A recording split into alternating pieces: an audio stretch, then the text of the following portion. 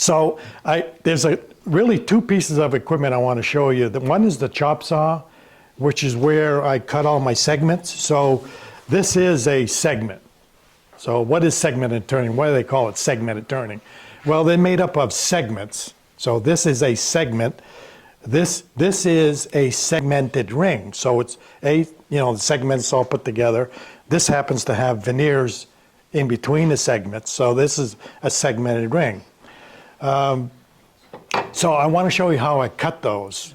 And I want to show you how I make minor adjustments to these segments so that I can make a complete circle. I glue these up in one, so I'll clamp this and glue it up in one setting. You could, if you have even number of parts, you could do two halves, and then marry the halves by sanding the joint to make sure they fit. So you could do them in halves, but that's a lot of work, to get that, yeah. When you do the veneer, do you have to taper the veneer as well? No, there's no taper. There's no taper, they're just straight across so that you have an even thickness all the way across. So no matter where in the bowl this is going to be cut, whether it's out here or in here, because it varies, it's still going to be the same width. So it has to be consistent all the way across. Good question. So when I calculate the diameter, so maybe I'll back up a little. So each segment piece starts with a set of plans. So this is a plan for the segmented bowl. And it's got dimensions for every ring, has its own dimension. And I've also taken in account the veneer that I'm putting in. Why am I using a veneer? It's a decorative thing. So I've taken that into account when I get. So I had I custom make the veneer. So I bandsaw the pieces of wood that in this case it's maple, right? So I bandsaw the maple, and I experimented with different thicknesses. So I bandsaw them close, and I run them through a drum sander to get them consistent. So consistency is really, when you're doing segmented work, is pretty key. It's going to simplify things in the long run if everything is consistent thickness. And I machine all the same parts. I machine all the parts at the same time. So I run them all through the planer at the same time, the sander or jointer, whatever I'm doing. So by creating this plan, I have a material list. So an example, this has 10 segments. And how do you determine how many segments? So it depends on I want to keep these segments not too long because of the jigs I have won't work. You get them out too long, and it's hard to make the adjustments. And I'll explain that a little more later. But I made an account for the thickness of the veneer in the width. So there's segmented thickness. So the thickness of a segment. There's the length of the segment here, and the depth. So this depth is all determined off this plan. So I'll draw out the drawing, and I'll lay out. I'll do the drawing first. So the plan is laid out, and then the bricks.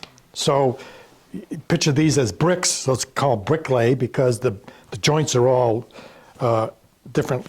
All staggered, so it's like brick lay. So then you lay out the bricks so that the vessel, the wall of the vessel, that 1/4 inch, cuts through the segments. So you have larger pieces at the bottom here, so that because of the angle that's coming up, you have to allow a 1/4 inch on either side of that segment. So they're all different widths depending on where you are in the vessel. So I hope I explained that correctly. So, and I machine all the parts. So how do I determine the diameter, the largest diameter, and maybe I'll come back to the plan here where you guys can see it. But after doing this drawing, I know what this largest diameter of this segment is. So I'll calculate that. And then I'll deduct for the veneer. So in this case, I was using two different veneers. So I had a holly veneer and a, what does that say, a maple veneer, and they were different thicknesses. So this one was 0.046 in dimension. So I deducted that off the length of the segment because I'm going to add that after. So it's all pretty precise, really well planned. And I don't have to contend with dryness, with wet wood, you know, drying and cracking and all this. I'm using dry wood. So I'm starting with dry wood. And so that's, you know, it all starts there. And I get a material list from this. So if I get a diameter of 7 1/4, I multiply that diameter of 7 1/4 times pi, 3.1416. That gives me the length, right? That takes a circle.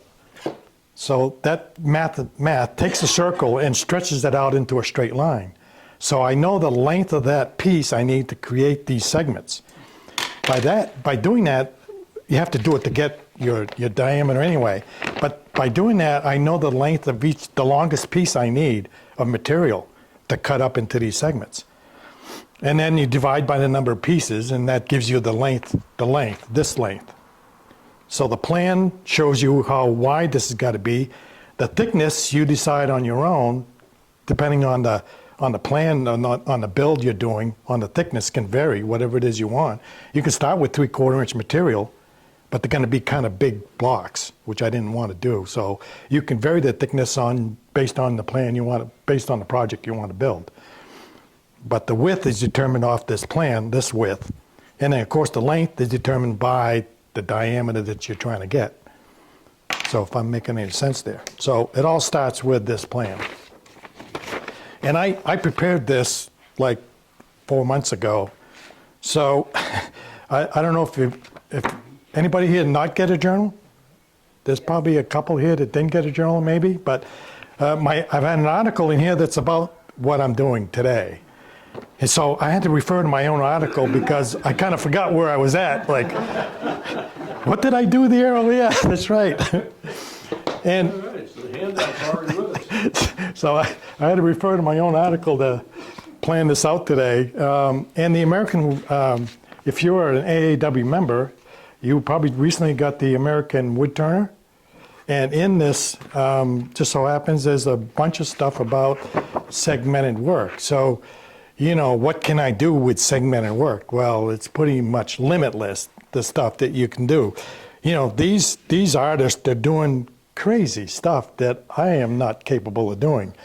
My stuff is pretty simple compared to some of these complicated glue-ups. So anyway, I just thought I would share that with you. Yes? So what level of precision are you measuring to? Well, I'm using- 32nd, 64? Yeah, I mean the thousandths of an inch. So I'm using digital calipers to get them exact. How exact do I have to be? There's some flexibility, believe it or not, in the length of this. The key, one of the keys is to have them all exactly the same length. So if I'm off, you know, a couple thousandths of an inch, it ain't gonna matter. But the consistency does matter. And so, and the alignment matters, and I'm going to talk more about the alignment in a minute. But this is a good example of a misalignment.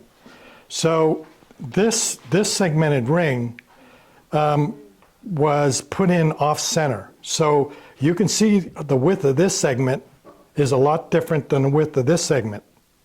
And that's because it's not centered on the axis. So I got this ring turned. It was actually glued onto a piece, a project I was building. And I thought, oh, that's not good. And I'll just make a correction on the next layer. So the next layer was this ebony layer, which is, so I tried to make a correction there. So you can see here at the opposite corner, well, right here, the brick lay is centered on this piece. But you look at the opposite corner, this is way, way off center. So a lot of work went into these two rings that I had to cut away, and I just saved them for show and tell. So the reason that they're misaligned is not because I had each segment the same length. They were the same length, but they was off-centered. So as soon as you off-center it, the dimension changes from side to side. So dead center access point is really critical if you're bricklaying stuff and you want the joints to line up. The critical part is getting it centered, and I'm going to talk more about that in a minute. What about angles? Cutting the angles? Yeah, According to your article, you don't use a wedgie sled, but you use a different sled, I thought. I use a chop saw.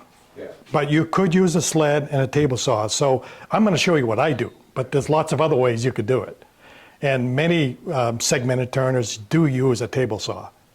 I think the table saw is a little dangerous. Maybe I had the wrong setup when I tried the table saw. I think you might get more tear out on a table saw.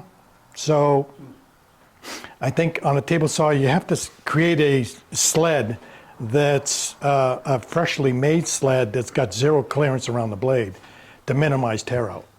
So, and that's what I do on my chop saw. I make a new table top for the chop saw when I start a project, so that I have zero clearance around the blade and I get much less tear out. So that creates a problem when you get tear out, so you get this fuzz coming off the edge of a piece that you have to sand off. And that fuzz really does build up. You know, you have to get rid of it because it does build up in the joints and throws your angles off. So that it becomes problematic. So zero clearance sled is key. So 5 minutes upstairs. I'm going to go up there and show you what I'm doing up there. I'm here. Welcome to the shop. We're going to scan the shop a little bit so you can get a view. So I've got, I didn't get a chance to clean up here, but so it is the way I use it. So if you follow me here, I'm going to show you start by showing you the chop saw and where I cut my segments. So this is my sled for the chop saw. So it's just a simple piece of plywood with a backstop, and I got a cut in this sled. And once I determine the project and the pieces I'm going to use for this project, in this case it's 10 pieces, and the chop saw angle is 18 degrees. So I fine-tuned this angle already, and I use it to set up my angle on the chop saw. So I'll sneak this over to where I get a good fit, and I'll bring the blade down and check the fit up against the blade. Make a fine adjustment there to get that right there. So I'm going to lock that in both direction, and I'm going to set my sled on there and line up my blade in the sled. I've already used this sled once, so I'll lock that there and clamp that in place with a couple of clamps, one on either end. And now I'm only going to make a couple of cuts here just to show you. So I'm cutting from one side, so I'll cut my first angle. And then I'm going to put a stop here. I'm going to flip that over and put my stop in here. And let's say I've got that dimension I need for the segment. So I'm going to take and clamp this down, maybe. Turn that the other way. So I'm going to clamp this stop down. So this is going to give me consistent length pieces. Now because I'm pinning the cutoff piece between the blade and the stop, I've got this hole down. It's really just an Allen wrench that I've sharpened up, that I'm going to hold that down so that it doesn't get kicked back. And then I would turn the piece over and cut another piece. And so on and so on. So that's how I cut my segments. And, you know, you adjust the stop for every length as you go. Now, let's suppose I put these segments together in a ring, and I'll show you that downstairs, and I need to make an adjustment. And I need to take 0.02 of an inch off either the long point or the short point. I do that on my sander. So let's walk over to the sander and take a look at that. So it's a stand-up sander. It's a 6 by something, whatever it is. It's a Rockwell. And on the sander, I have this sliding plate. And the sliding plate has a fence here that's 90 degrees to the sander. And it's perfectly level. And I've got a push stick that is at 36 degrees that I set my segment on.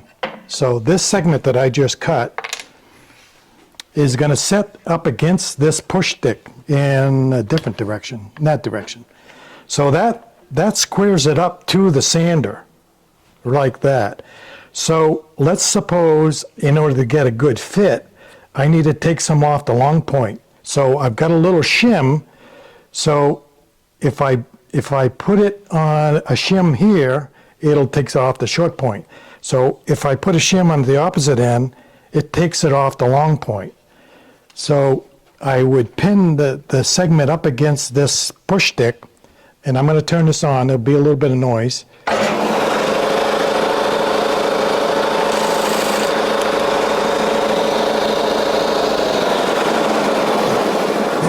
And that'll literally, you can see where the sander hit it, and so you can take thousandths of an inch off at a time to make the adjustments and not lose your a dramatic length in your pieces, keeping them all the same.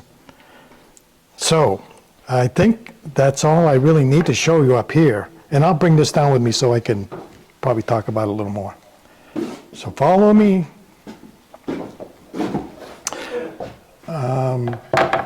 Again, this is a different set of plans for a piece that I'm submitting for the competition. It's a vase, and it's stave construction. So that's really, I don't have a lot of detail in this drawing, but that'll be a piece that I'm working on. All right, let's go downstairs. What would happen if I made all my segments the same and just bricklayed it? Making your ring, because you do different size rings, correct? To match the diameter of the piece. As the diameter changes, the rings are different to match the What would it look like if you made them all the same as that one? Then cut it the shape you wanted.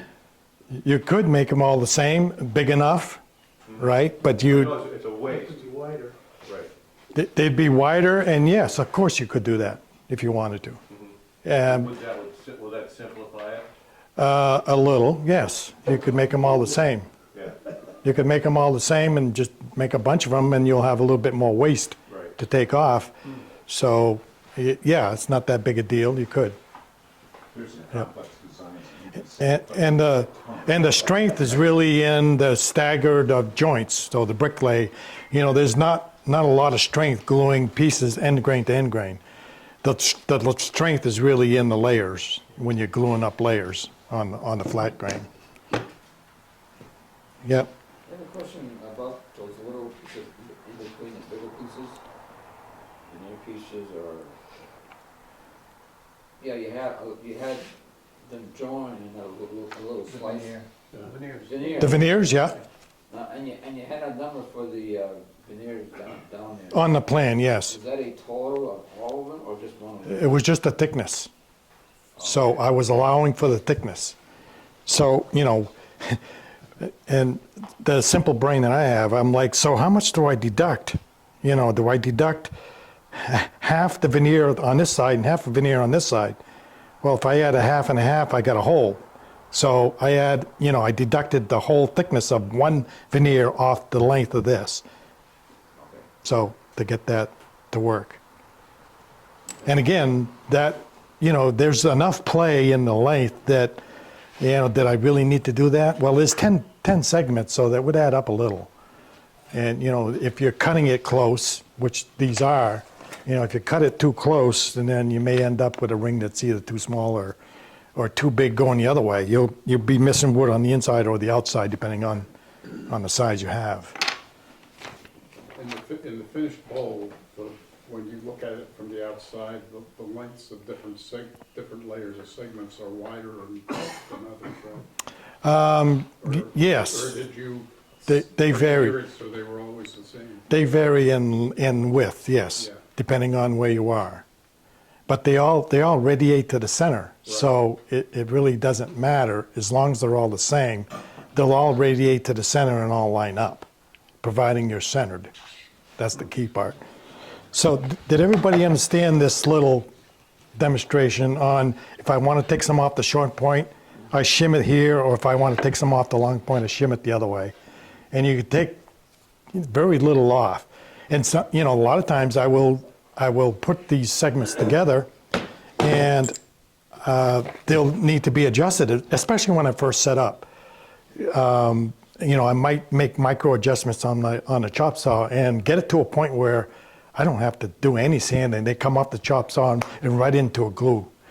But a lot of times you got to make adjustments in the beginning, you know, to get them to fit. So I'll get them all cut, and then I will a lot of times take, you know, this has got, you know, this is a good example of tear out. So this has got tear out on the edge of that veneer, you know, that comes off the chop saw. So this will add up in a joint. So you kind of want to scrape that off. And I have a sanding board behind me there that I will use to cut the burrs off if I get a lot of tear out. So I will clamp these together.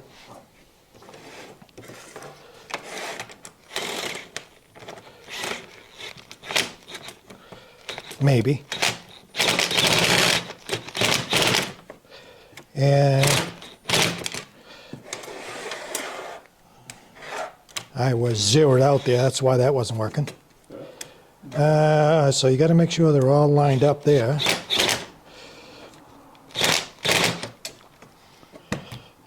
So I want to hold these up. I've got one open joint here. So I hold it up in the light, and if you rock it back and forth and see daylight between the joint, you know you've missed. And I don't know why, but this fit yesterday. But it doesn't today.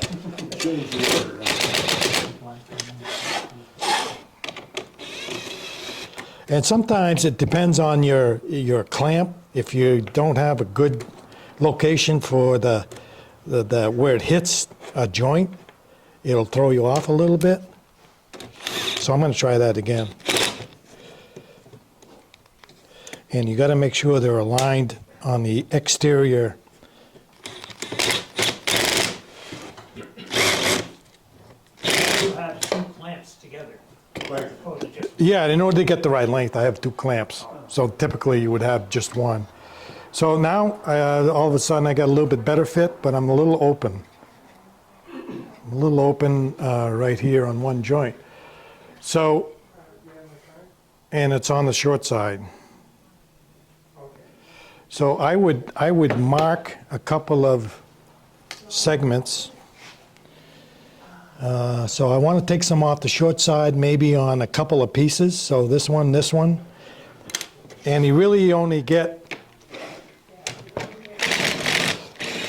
really get one shot.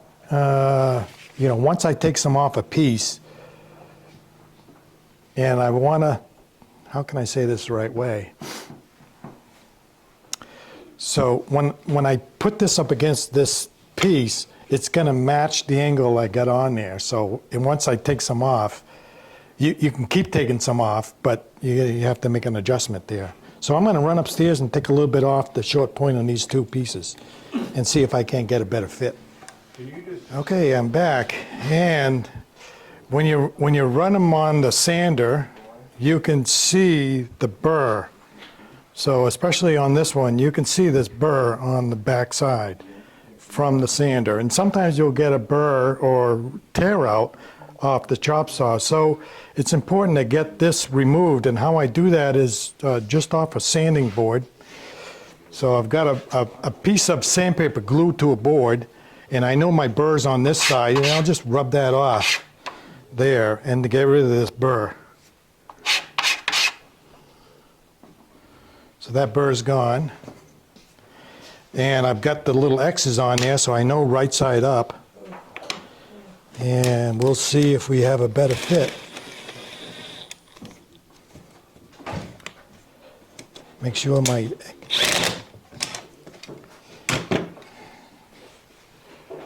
Zero daylight. So those two segments, just a little hair, was able to correct that opening. So I'm good there. I'm liking that. So now the fun part is to glue this thing up. Hey,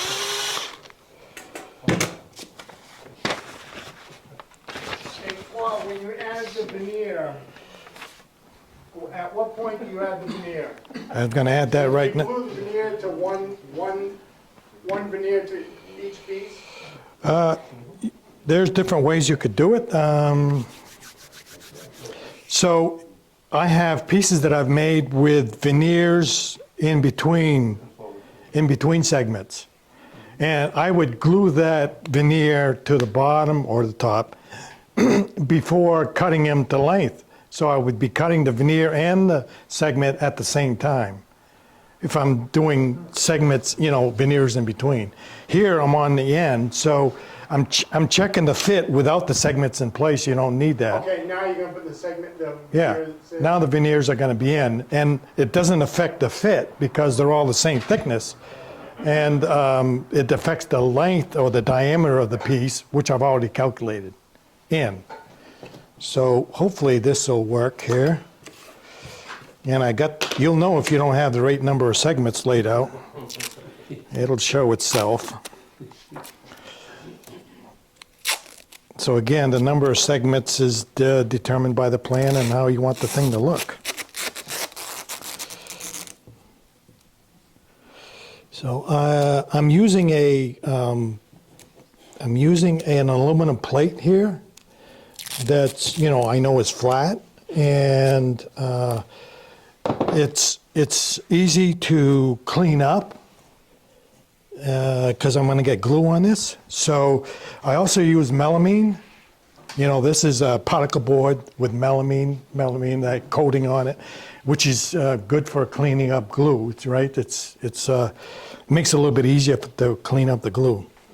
So I'm going to keep these in the same order, and I'm going to stick them on this tape and line them up on one edge of that tape.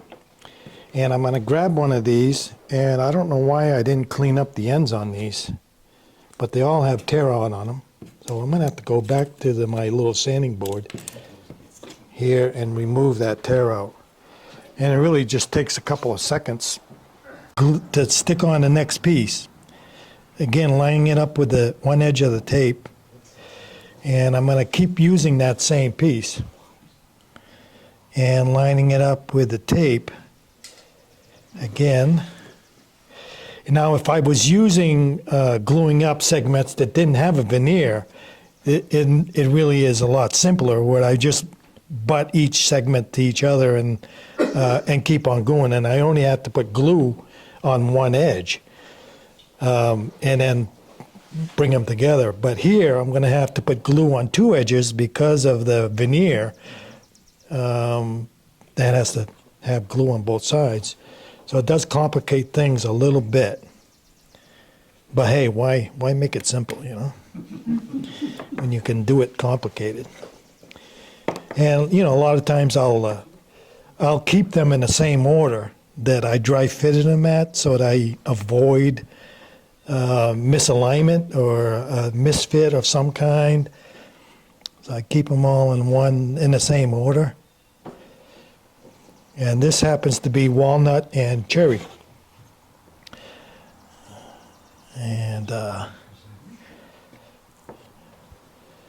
so the alignment on the tape is important because it's going to hold, the tape's going to hold these and keep them in line. You know what I did forget is a knife. But I'm not going to need a knife, but other than to cut this free. And I might be able to do it with that. So I want to cut my tape flush with the edge of that segment on one end, because when I fold it together, I don't want that end piece to get caught in between the two segments when I bring it around. So this end can be a little longer, and that wasn't supposed to happen, but busted. So I want to stand this back up. Stand that back up. All right. Here we go. Now I'm going to put glue on both edges.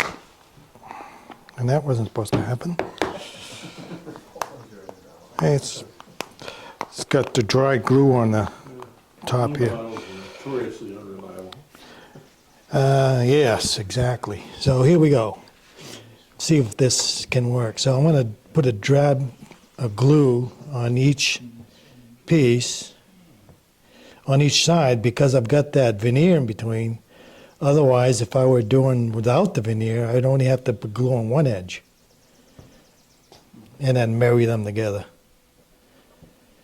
And I'm guessing as to how much I need. So after a while, if you've done a number of them, you kind of get the feel for what you need, how much you need, and you get a rhythm going, which obviously I don't here. So I am at your mercy here with the one fitting. So I may have to add more, but we'll see. And I've got a little putty knife that I use to spread the glue. And I already know I need more on this one, especially the first one. So I just want to spread that glue on each side, kind of like that. Again, if you were doing just piece to piece, you wouldn't have to worry about doing both sides. You only have to do one side. So that's pretty good there.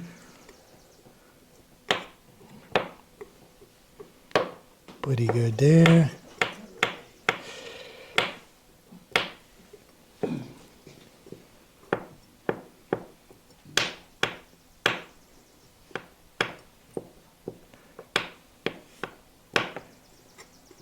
Anybody got a joke while I'm doing this?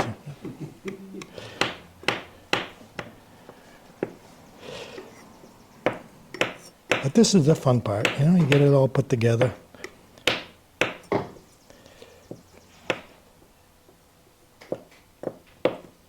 So I'm assuming your cell phone is shut off, huh?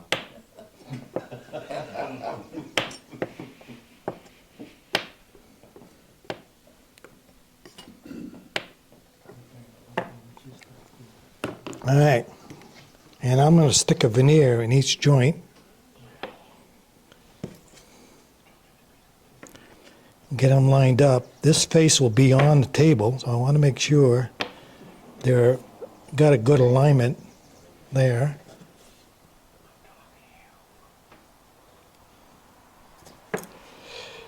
Somebody said, hey, that requires a lot of patience to do this kind of work. Yeah, a little bit. A little bit.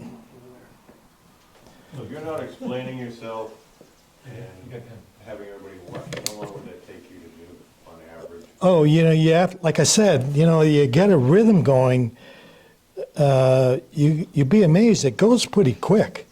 You know, your pieces are all cut and ready to go. You know, it goes pretty fast. So you bring it around and marry this last one this last piece, like that. Make sure they're stuck on a table so that they're not slipping. You know, some people would put them in the press to get them to lay flat, but I never had a really problem with that.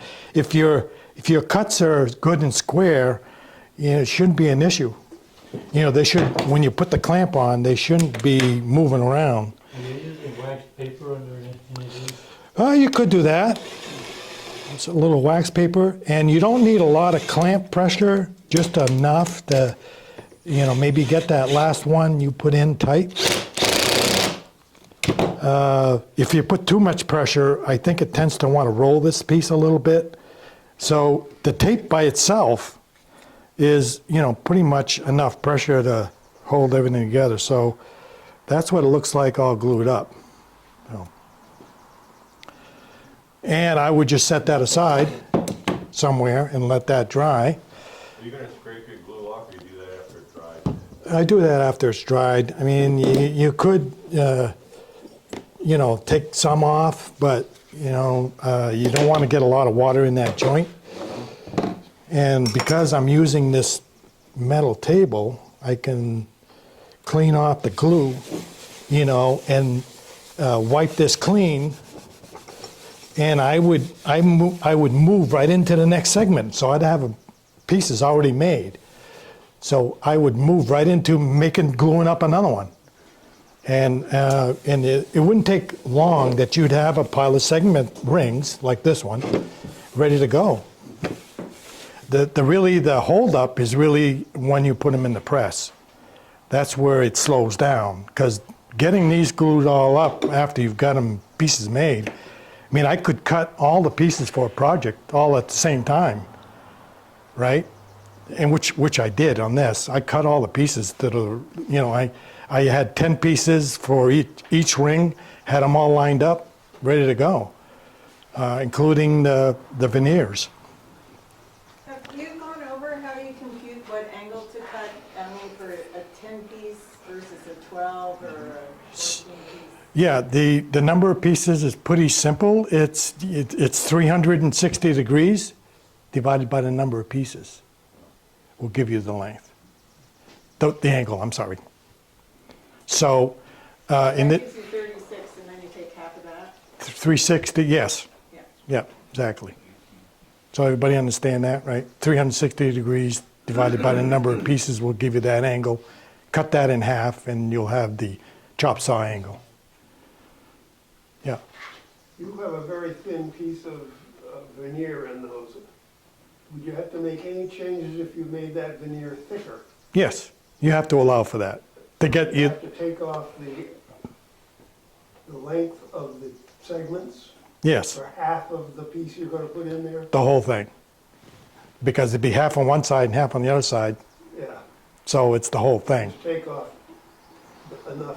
The- Like I was going to use 3/4 inch, that acrylic that I'm going to try. Yeah, So I had to take off 3/4 of an inch off of the length of the segments after you figure the length of the segment. if you're using a 3/4 piece, yeah. You can make that any width you want, Yeah, you know, so it doesn't have to be 3/4. well, I mean, that's the way those segments come. You can cut them. Yeah, Do- oh, yeah, I can cut them. Yeah, I've cut them to any width I want and any diameter, any size I want. So don't be afraid to cut it up and make it whatever you want to make it. Okay. I think 3/4 might be a bit much, depending on the design of your That's piece. what I was wondering, putting it all together like that, 3/4 of an inch looked like it would be difficult to get. Well, I depending on the piece that you're making and the design, so you could vary the width though. What the point I'm making is you can cut the acrylic just like you do wood. Sand it, you can sand it, cut it, and fit it just like you do the wood. And treat it just like it was a piece of wood. So, yeah. What goes into the decision of how many pieces in a ring? Well, partly, it's partly design and partly, I left my jig upstairs, but the longer these pieces get, the more inaccurate that jig is going to be. So if I get over 2.5 inches, you know, I'm basing I'm basing that jig off this, an angle. So picture this, if this was a segment, and I'm laying that up against the jig and up against the sander, if it gets too long, you lose a little bit of accuracy. So I'm trying to keep them within 2.5 inches or so. And most pieces don't get much bigger than 8 inches. So I'm playing, it's usually, I go between 8 segments to 10 to 12 segments. How many segments did I have here? There's quite a few here, I had probably 24 segments. So again, it's part of the design, the number of segments. It's part of the design process. So, we good so far? Anything else? So So- the one you just picked up, the This guy. black, yeah, your veneer or your insert is also tapered. No, yes, on this one, yes. They're also cut at a taper. The veneer isn't in between each piece, but the ebony is tapered. Yeah, a little bit of work went into this that was thrown away because I didn't center it. And I'm going to talk about that in a little bit. So what's the next step? The next step is, getting it on the lathe, right? We're starting with a base. So typically, you'll have a solid base to start with, and you'll build up from there. So what I've done here is I've got a faceplate and a glue block, and I'm using a faceplate because it's going to be on and off the lathe for every layer. So every segment has to be trued up and made round again on the lathe. So it's on and off the lathe for every layer is on and off the lathe. So using a faceplate gets you that accuracy you need. And I've glued this with CA glue. So the finished piece and the glue block are glued with CA glue. And I'm going to show you in the end why I'm using CA glue. CA glue is very brittle. And it's good in that sense, but it's bad in that sense. So brittle means it breaks, right? So I'm going to use that to my advantage. If I use regular glue, tight bond, glue to glue this on, I would have to cut it free. But by using CA glue, I can knock it free. And I'll demonstrate that. You could use a sheet of paper with regular glue, right? You could use a sheet of paper and split the paper like you do in spindle turning, yeah. But it wouldn't come off quite as cleanly as the CA glue. But it would come off do you understand what Rick just said? You could take newspaper and put that in the joint and use regular tight bond glue, and when you split it, it actually splits the paper in half. So it's one way to separate it without having to cut it off. Would you consider using a mortise or a pen on the base, therefore mounting it in the chuck?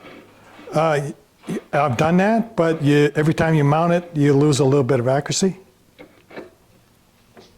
Okay, I mean leaving it in the chuck for the entire construction. If I'm working on multiple pieces, yeah, if I'm working on one piece, you could probably leave it in the chuck. I'm going from this to that press, which I'm going to show you in a bit. And could you press it with the chuck on it? Yeah, probably. Probably could. Probably would work, yeah. One way to do it. Faceplates are a pretty safe way to do it. So the first thing I want to do is get this, I want to know what this diameter is. I want to make this round so that I can center my next piece that I'm going to glue on here. So I'm not going to know what that is until I turn it. So I'm going to use this.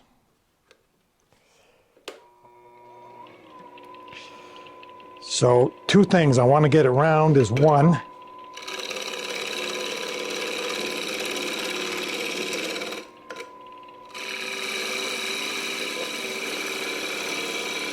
and I'm not necessarily want to take a lot off, knowing the diameter is going to be close, so I'm a little flat spot there.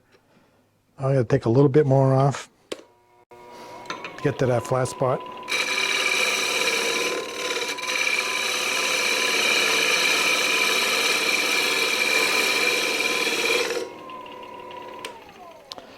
probably close enough. So I'm just barely kissing it there. So that'll be good.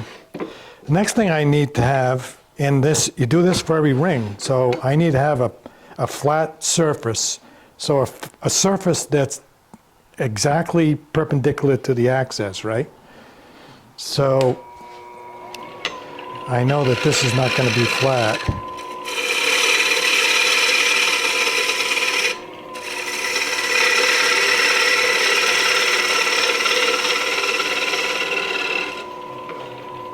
So again, I don't want to take a lot off here. I'm going to shear scrape this. Not too worried about the middle because that'll be the bottom of the bowl that I'm making.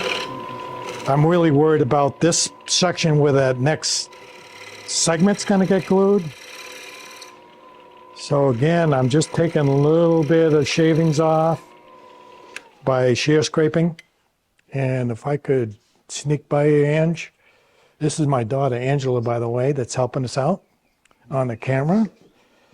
Now I'm going to put a straight edge here. Now I'm hitting in the middle. So I want to take some of this off because I'm not gluing, not going to be gluing to that.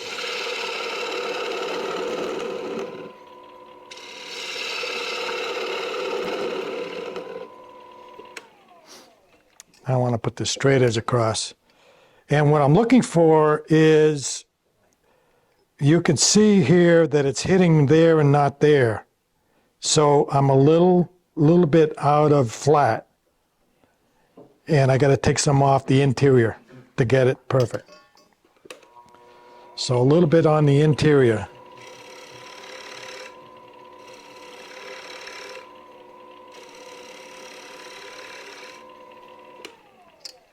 Try that again. Now I don't want to see any daylight there. So you could pull this away and I could hold it, you know, across here and kind of see if I got any daylight at all. Maybe turn that around and have my glasses so I can see. And I don't see any daylight. So I'm perfectly flat and I'm perfectly perpendicular to the axis. And as a check, there it is.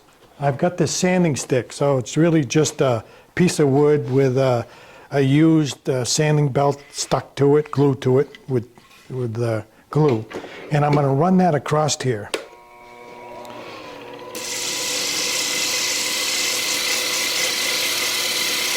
And if I'm toed in or toed out, it'll show up in the sanding. And I've sanded all the way around with it, and it started to lose it right here in the middle. So, and my first segmented ring is about this wide, so I'm going to want to take a little more off.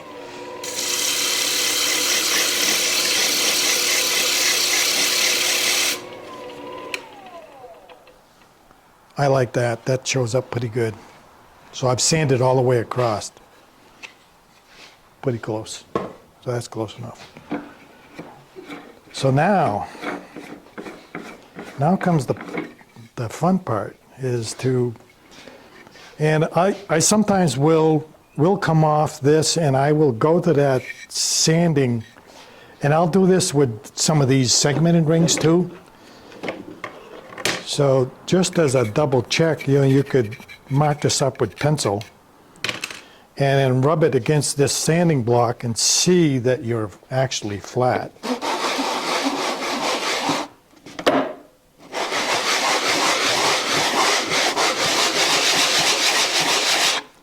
So you need to make sure all the sanding marks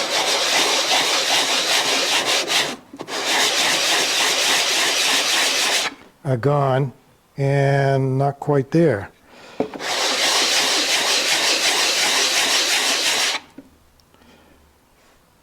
Almost there. So I've got a little bit of pencil mark there, not quite gone.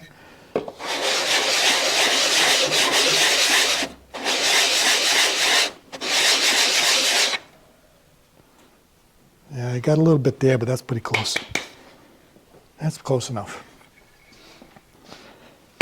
So now I'm flat and I've got a nice round. I have already, this is my first segmented ring. that's going to get glued to this. So where is center? Somewhere in here, right? Somewhere. But I don't know exactly where. And this is the dilemma I've been having with when I started. Like, how do I get center in this ring? How do I find center? And I used to lay it down and fit a little block of wood in here, and then kind of find center by just doing a cross checking with a ruler, and that sort of kind of worked.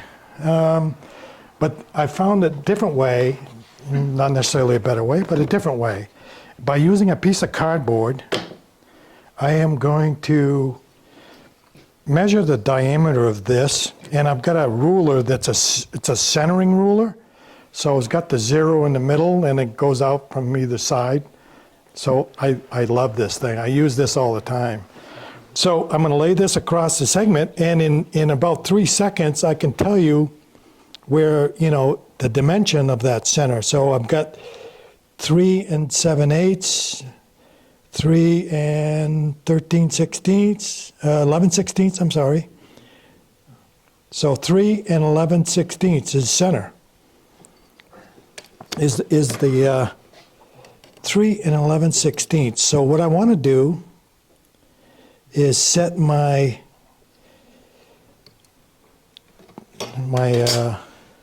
compass to that, and I'm going to puncture this cardboard stock. When I buy veneers in wherever I buy them from, the Woodcraft or whatever, you can buy veneers. And it comes with this cardboard stock in it. So it's solid cardboard, and it's fairly thick. So I'm going to draw that circle, this diameter, and I'm going to lay this here, and I'm going to check it, and I'm going to look to see that I am lined up with the pencil mark, which I am.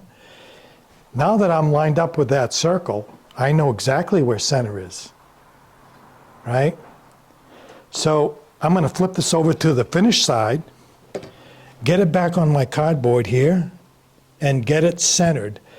And I've demonstrated this or videotaped this, and it's on the Guild YouTube channel, right? The Guild YouTube channel. And it's gotten the most hits of all the videos that we posted. Why? Because nobody else is fit. I didn't read this in the book. I figured this out on my own by trial and error. And so it's gotten people's attention. Now I'm going to get the diameter of this piece by doing the same thing. So, and I want to use the big lines because I can see these better. 3, right away, I can see 3 inches on either side, right away. So I'm going to set my point right on 0, because it indexes right there, and set it on 3. And I'm going to hold my ring right where it is centered in the mark I already have. And now I probably lost that, right? So I'm still at 3, and I still have my lead. So I'm going to get that back in that point, and I'm so nervous I can't get the point. There it is. And I'm going to draw that circle.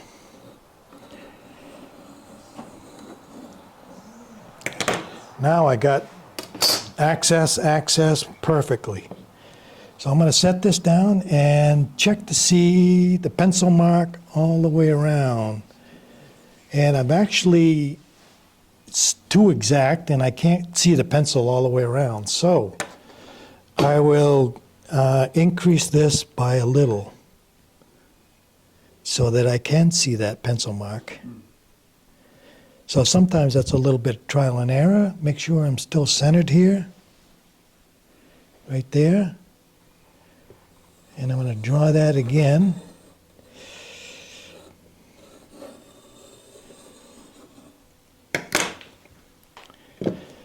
And let's see what we got. Oh, I see the pencil all the way around. So I know that I'm on perfect access. And I see a large pencil all the way around. Right there. So now what? Now, we know what happens when you apply glue to two pieces of wood, right? Slides all over the place. So in order to get control of this, I will CA glue these little blocks onto this piece where it's already centered. And I really just need, I'm not sure that's going to work. Wow. I thought I had the gel, which does say gel here, but it's not coming out like gel. Coming out more liquidy. Glue that too? Yeah, you could. You could hot glue it. So I'm going to just put a drop in 4 corners. I'm assuming this is going to work, but I'm not sure. But you don't need a lot. And then I'll put some activator on the little segment here, maybe. There we go. And glue that in place, right up against that. You really got to hold it like 10 seconds maybe. Now if I were gluing on the second piece, which I think I might be doing, I don't know. I'm gonna have to check my article to see where I was at. It's literally, you know, I've got an addition going out back, and my focus has been out there for the past month and a half. I haven't touched the lathe in a month and a half. So that's a lot for me. That's a long time. You have to go back into Yeah, fresher training. exactly, yeah. You get a rhythm going, and you kind of lose it after a while if you're not doing it all the time.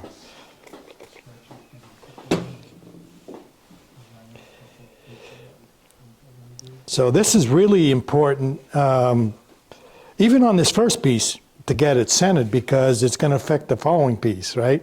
They all have to line up. So even though I'm gluing a solid block to a segmented piece, is it important to get it centered? Yeah, absolutely. Critical.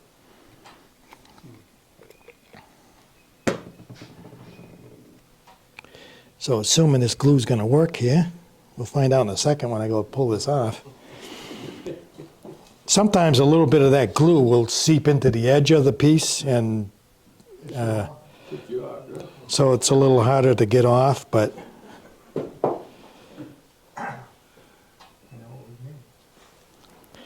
so now I'll take this off, and it did get a little glue on one corner. But now, because this is perfectly round and it's centered, it doesn't matter where I put this, although I sometimes will be careful to put it back the same way. But it's not that critical here on this piece. And, you know, what glue do you use? Well, you know, you can use whatever glue you're used to. Sometimes I will use Type Bond 3, depending on the piece I'm making. You know, Type Bond 3 gives you a little bit more open time. So if I'm doing a complicated segment that's got 24 pieces, 24 segments that I'm trying to line up on that tape, maybe I want a little more open time.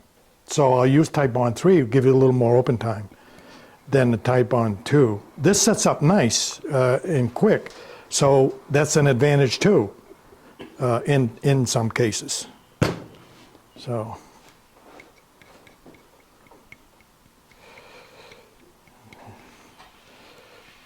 I'll spread that out a little bit here. I'll get so the camera lady can see what I'm doing, and you guys too, off the monitor.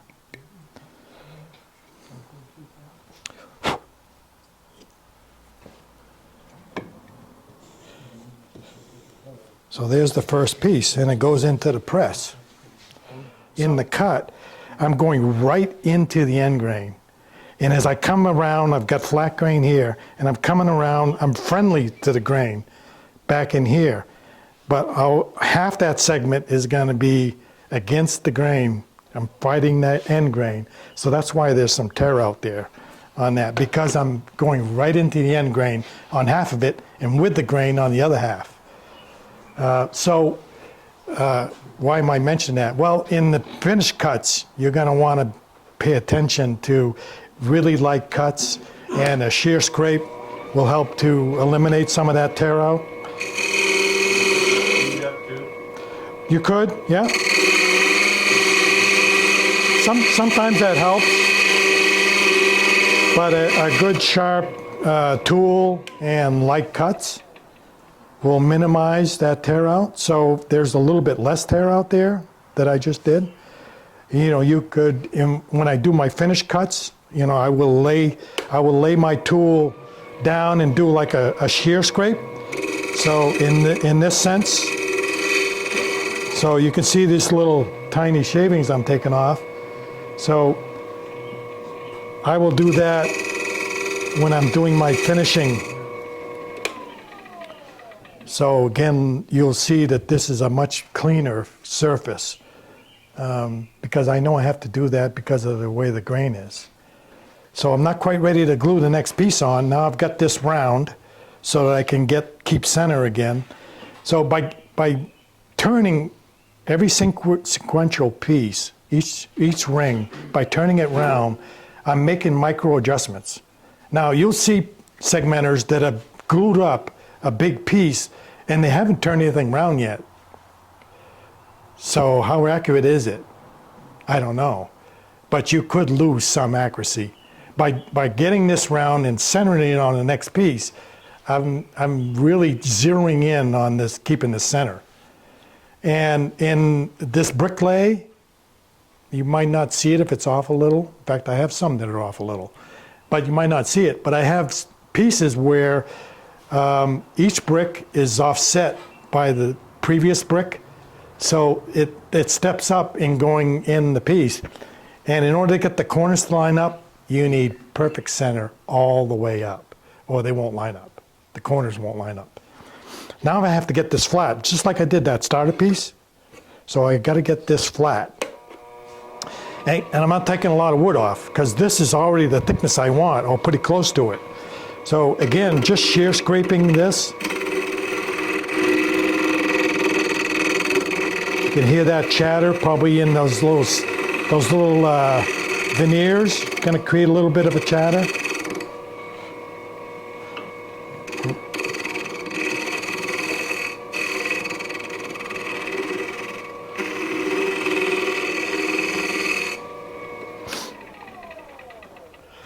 And I am almost all the way around. I see a spot there that isn't cut.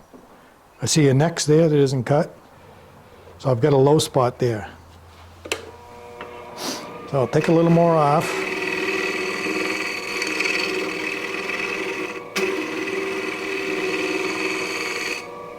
Again, light cuts. And I'm going to use my straight edge again, see if I'm toe in or toe out. And I'm toed, so this being the toe, and the interior being the heel. So I'm toed out a little bit. So I'm seeing an opening right there a little bit. So I need to take a little more off on the center.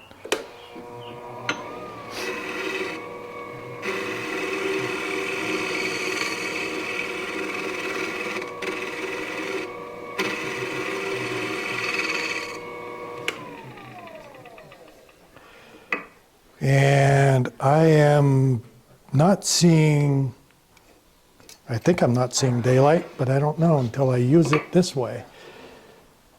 I see a little bit of daylight. You're doing such fine adjustments, why wouldn't you use your sanding board? Say it one more time. Use your sanding board instead of you're so close.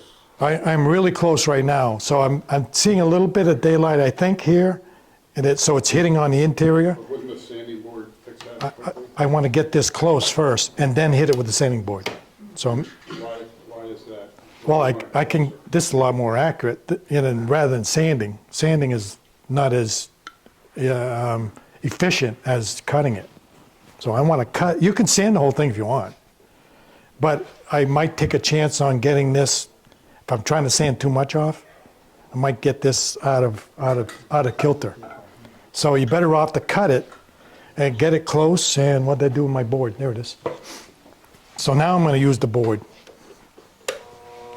Now that I've got it close.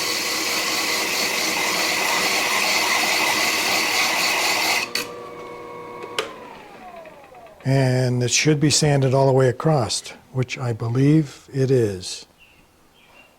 And again, I could take it to my sandpaper board there and check it with some pencil marks, which I sometimes would do.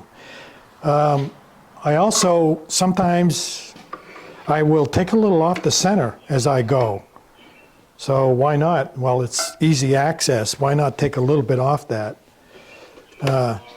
Just to get it round, knowing there's, I have a little bit of play there.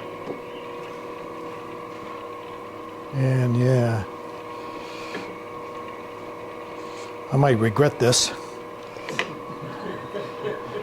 I'm not quite, there we go. Like I said, I am going to regret this. So now I'm just going to take a little more off of here. I had this in my way, but it's not lost. It'll be a little bit thinner there. Even I make mistakes, see that? Tell us it's not so. So I'm a little bit, yeah. So I'm gonna hit it with the board again. Yeah, I make plenty of mistakes. Don't let anybody kid you. We all make mistakes.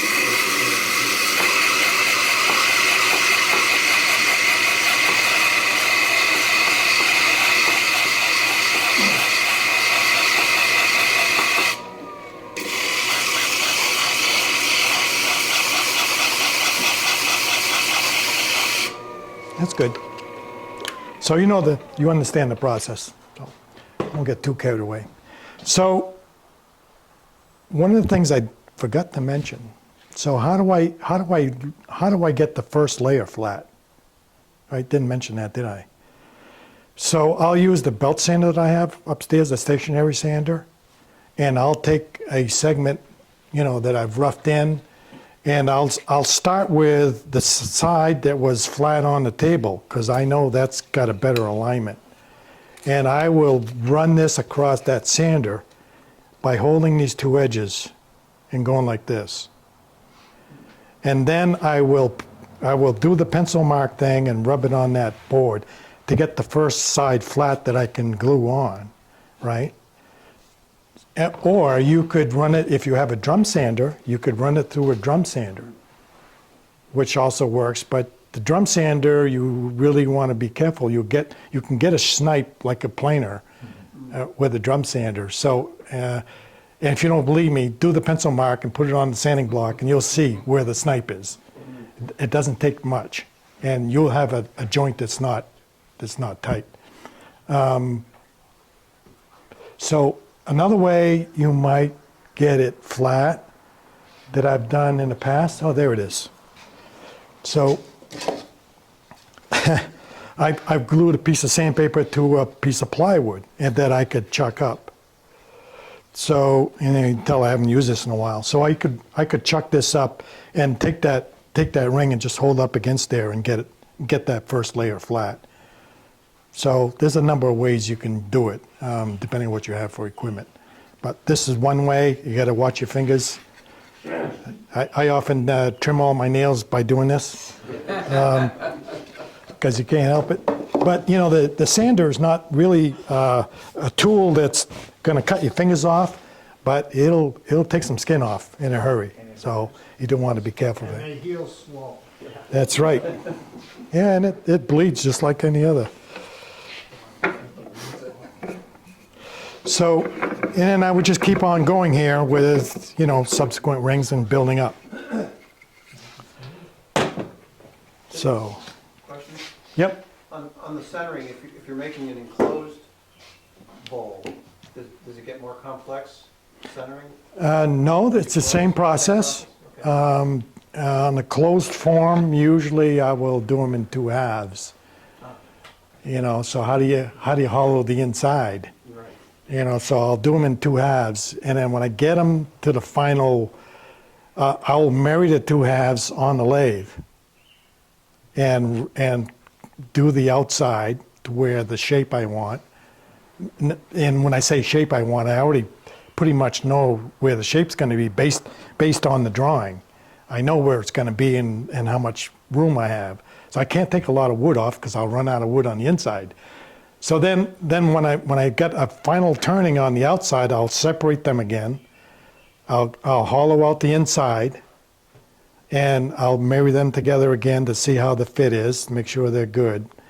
And then I'll actually put finish. I'll add finish on the inside. So like any woodworking project, you want finished on the same finish on both sides of the wood. All right? So I'll actually put finish on the inside of that piece. I'll sand it, get it all finished, even though you're never going to see it. In some pieces you do see it, depending on the size opening you have. But I'll get finish on that because you can't get back in there before I glue it and line up the last joints. And then I'll clean up the outside again to make sure they're married up perfect, and process that finish. When you put them together, do you put a glue joint or just use friction fit? Yeah. I typically will do that on the lathe. So I will have one mounted to the tailstock and one mounted to the headstock, and I'll bring them together. I mean, when you want to turn to, so you put them together and turn the outside. Dry. You do that The dry. the joint's dry. Okay. And you don't have, Just pressure fit. you just have the pressure of the tailstock Yeah, that's plenty to hold it. hold it together. Okay. And typically you're not out, 3 feet. So if you're out any distance, you'll need some kind of steady rest to hold it. All right, so next step would be to keep building. And I just happen to have one in the oven.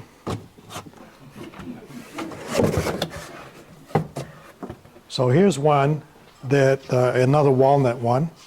That's cherry there. So here's a walnut one that I've rough turned the outside, and I've done some turning on the inside to get it to this point.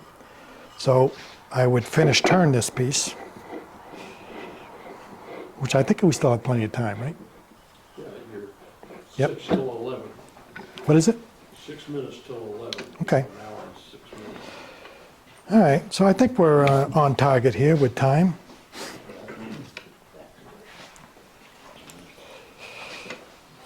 So I am going to start with the outside and then mimic that on the inside, right? Like any other bowl project.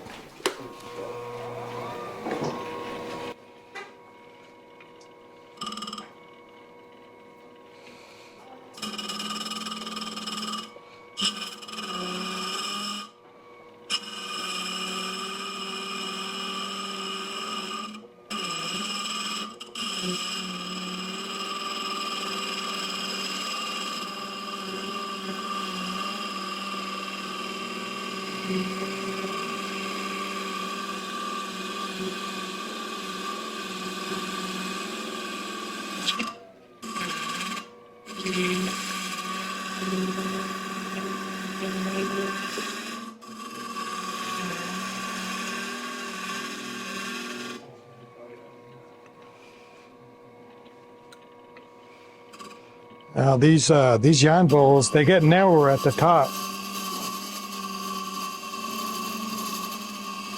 They kind of taper in at the top.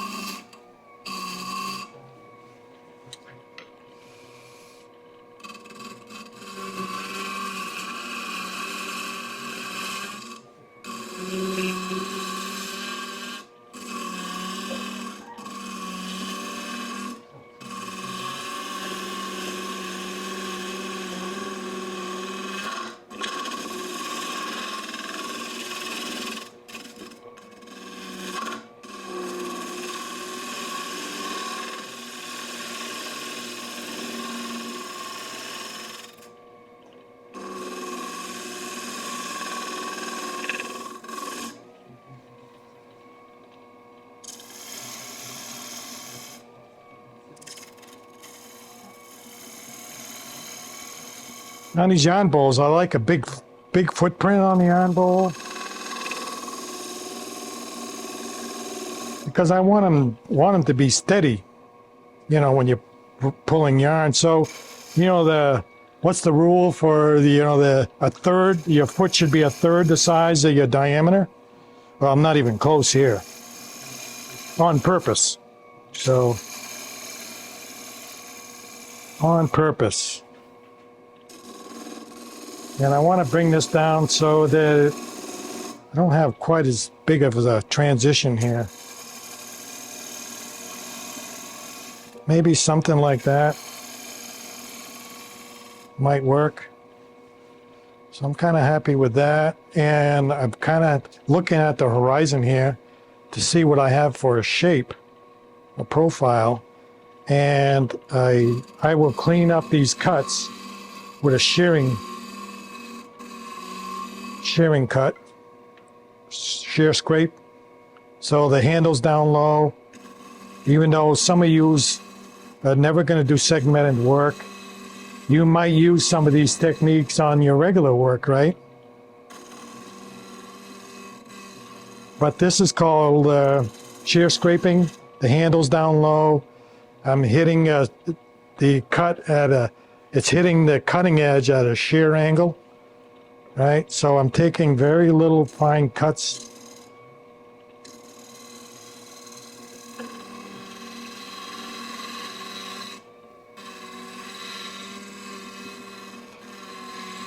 And I'm looking up here and I'm refining the shape.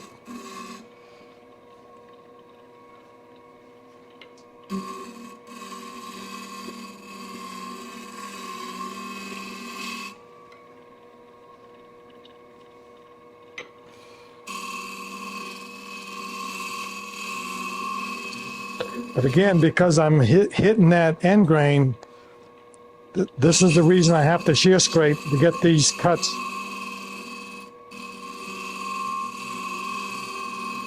Clean up these cuts so that it's sandable. That looks, I didn't go quite deep enough there. I still got a glue joint showing there, so I got to take a little more off there. The rest is pretty good. But I got to get some more off of there. And I've got plenty of wood down there. I keep reaching for the control at the wrong end. My Powermatic's at that end.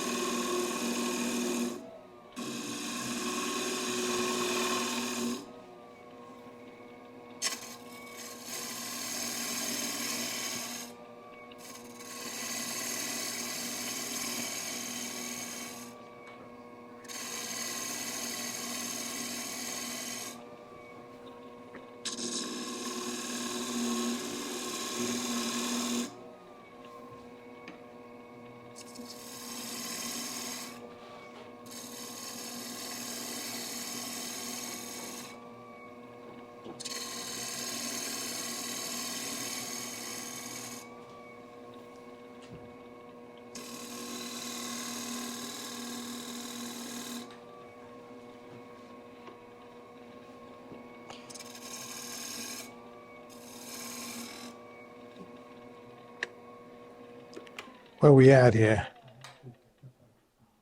That glue joint is gone. Not very good turning there though.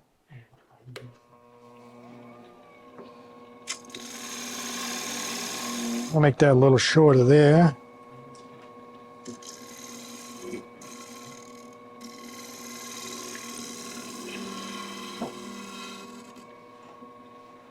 Ooh, I'm liking that a little bit better. Take a...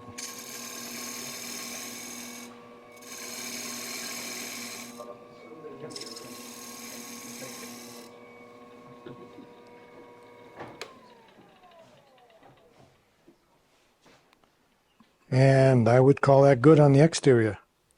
So why do I have so many tools here? Well, I'm not sure which one I'm going to use. This one has really got a much sharper angle than this one. So they're both 1/2 inch bowl gouges, but the angle on the bevel is a little bit different. So I like this one for the outside edges because I've got this long shear angle I can use. This is more of a factory angle. I don't even know what they are. But I can get to the bottom of a bowl with this one where I can't with this one because of the angle of the grind. And in the same vein, this is an Ellsworth grind, right? So you may be familiar with that term. Again, this has got a lesser of an angle. So what that means is when I'm getting to the inside with this one, because of the grind, I'd be hitting this outside edge in order to ride the bevel all the way to the bottom of the bowl. My tool would be hitting. Even this one, because this has got a inboard round to it, it's really hard to get inside this with some of these grinds. So I might start with this one and end up with that one. I don't know. We'll see how this goes. I haven't done this in a while. Oh, we'll see how this goes.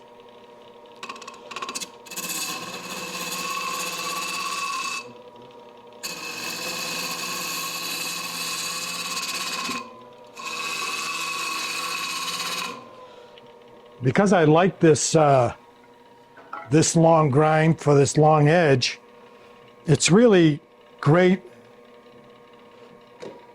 You non-segmented people out here, you know, this is great for nice long straight cuts because I got this long bevel I can ride, and I really like it to trim the top edge of a bowl. So I'm gonna trim this top edge, and I want to turn it to the inside a little bit.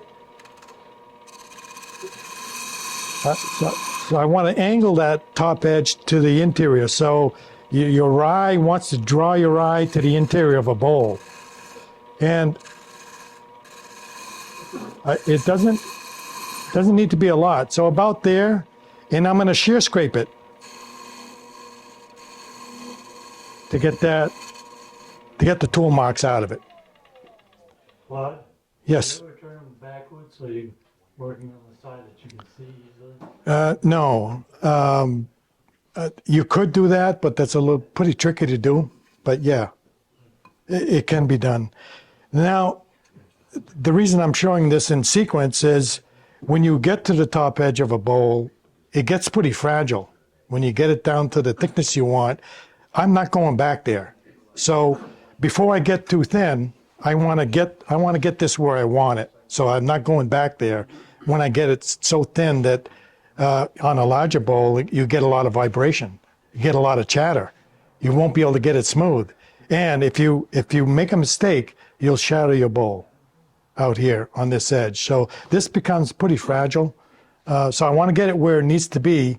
And with a little bit of care, I won't have to go back there. By that I mean, I don't want my tool to come back into that if I can avoid it. Sometimes it does happen that I'll skip back in there and ruin the edge that I think is final.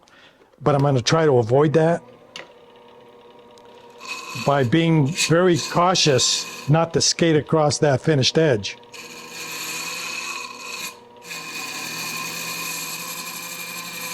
So I'm going to take little bites.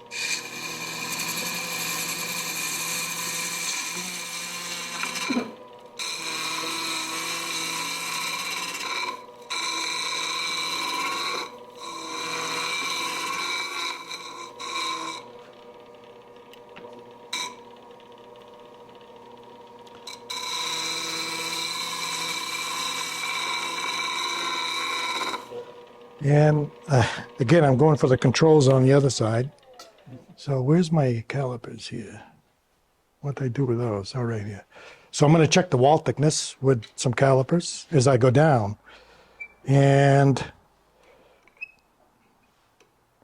so this seems like a really simple thing, right? How do you check the wall thickness with calipers? And I have taught turning and I do some teaching, and they get this in their hands and they don't know what to do with it. So what I'm doing is I'm going to adjust it so it fits in there, and it's rubbing on both sides. And I'm going to open it up, and I'm going to keep the rub on the inside. And I'm looking at the outside to see where I'm at. So I'm going to keep opening. See, I got a big jump right there because I didn't, I'm going to take that bump out of there. But I know where I'm at by keeping the inside touching, and I'm looking at the outside, the gap on the outside. And then I'm making a big jump there, but you get what I mean. So that's how I view it. I don't know if that makes some sense or not, but. So I got a big bump right there.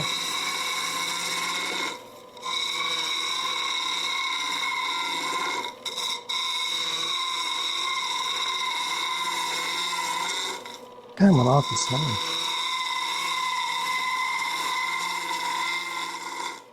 Not quite there.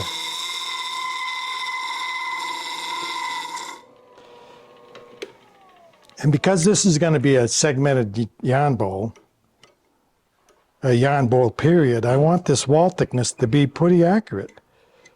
So when I bring it out to the edge, I can see, 1/8 of an inch there, gap.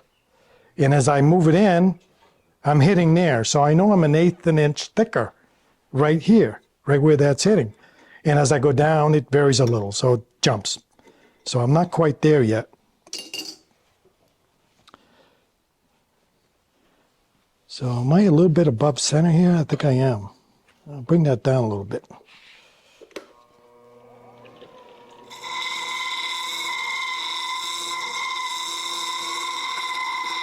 So I don't know if you noticed that, but I was looking for the cut. So I was feeling for I was moving the handle out to where it started cutting. I'm looking for the cut. So right there, I got my cut.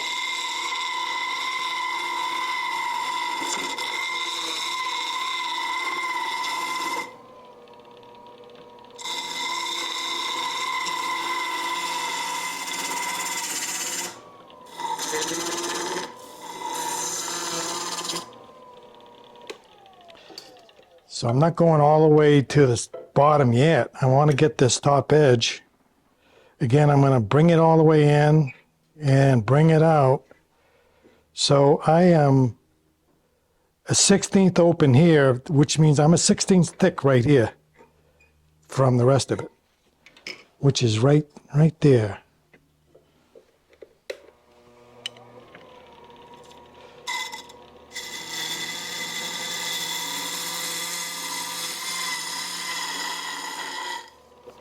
I started at the very top that time because I'm pretty close to the final thickness.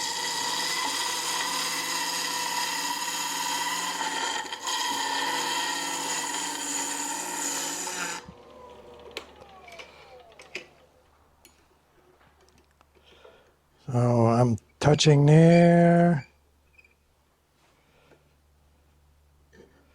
So I am still a 1/16 thicker right there.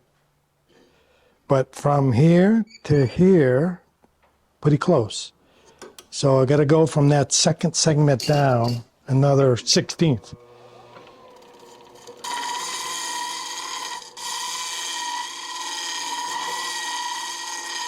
I'm looking for the cutting edge. There it is, right there.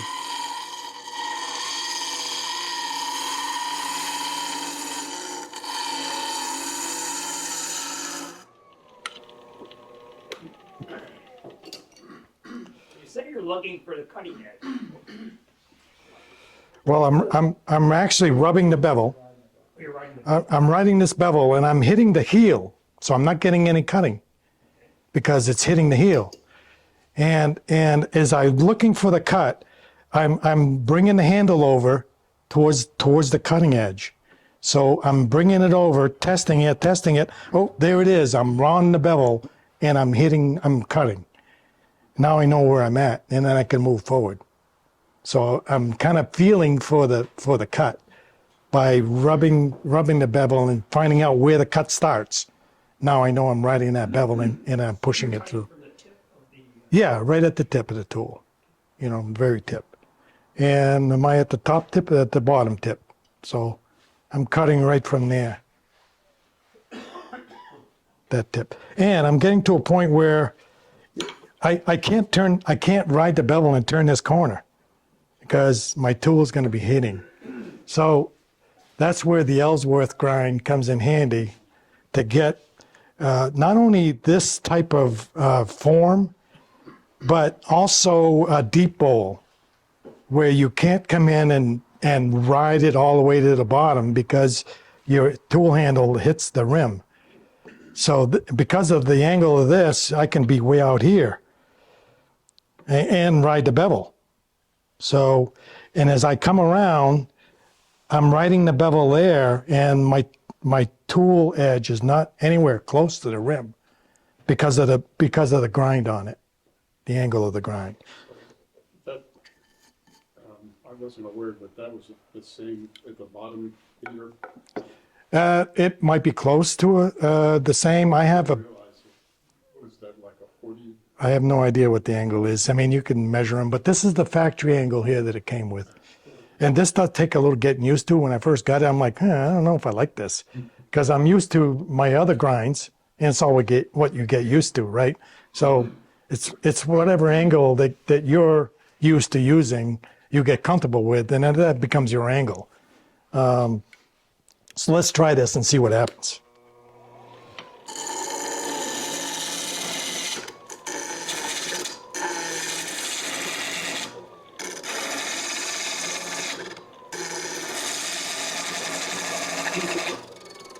I'm obviously here.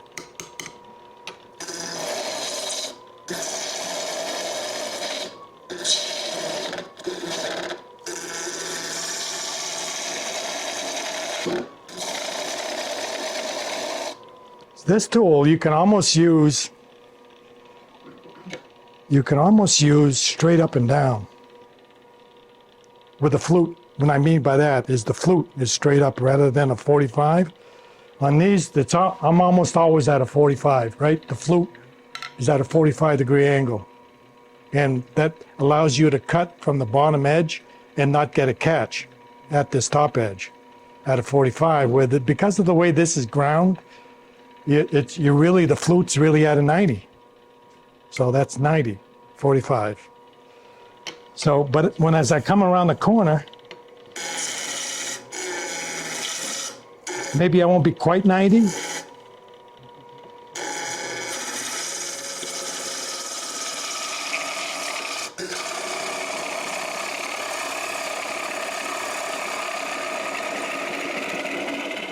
It's a little harder in the middle there because I'm going right into end grain.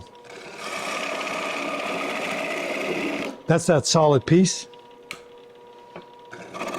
Solid piece at the bottom. So I want to kind of ease up on the cut a little bit, so I don't get some torn grain here.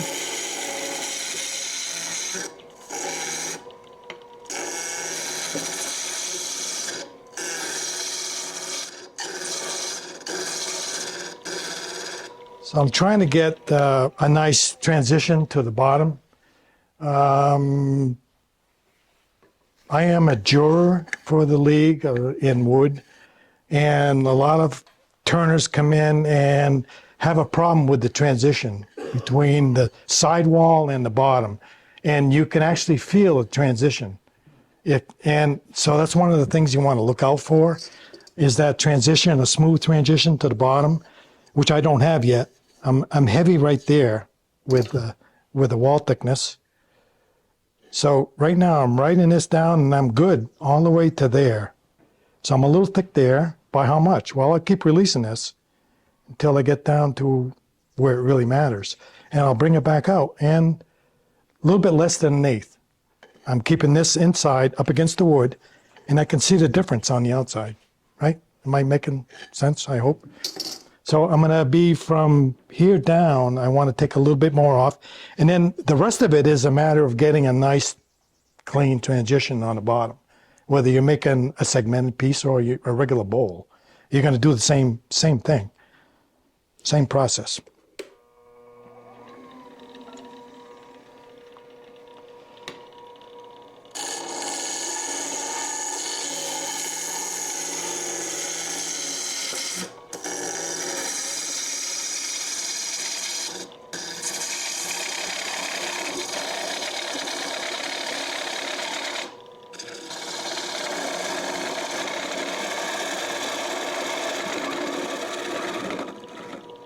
really wasn't on the bevel there, so I was getting that chatter, because I wasn't on the bevel.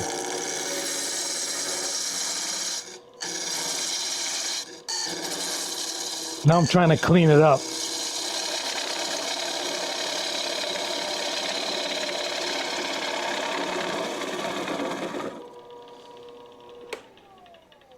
So I got my wall thickness where I want. Now it's just a matter of cleaning up this interior to get a good transition. I'm a little heavy right there. I can feel it.